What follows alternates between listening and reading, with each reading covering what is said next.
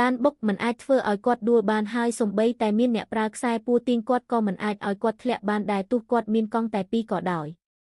នេះគឺជារថយន្តអគ្គិសនីដែលមានសុវត្ថិភាពបំផុតមិនធ្លាប់មានដែលបង្កើតឡើងដោយក្រុមហ៊ុនចាប់ផ្ដើមអាជីវកម្មវាមានតឹង1ម៉ែត្រទម្ងន់360គីឡូក្រាមហើយអាចផ្ទុកមនុស្ស2នាក់ក្នុងពេលតែមួយបានការរចនាព័ទ្ធជុំវិញយ៉ាងពេញលេញមិនត្រឹមតែការពារពីខ្យល់និងភ្លៀងប៉ុណ្ណោះទេប៉ុន្តែថែមទាំងអាចឲ្យអ្នកប្រើប្រាស់បានទៀតផងផ្លាស់ទីដោយសេរីក្នុងចរាចរណ៍កំពូលនៅពេលអ្នកទៅដល់គោលដៅរបស់អ្នកហើយចង់ចតវាថែមទាំងមានមុខងារបញ្ច្រាស់ទៀតផង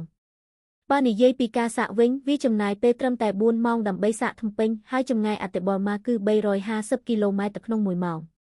វាចំណាយពេលតិចជាង6វិនាទីដើម្បីបង្កើនល្បឿនពី90គីឡូម៉ែត្រទៅ100គីឡូម៉ែត្រ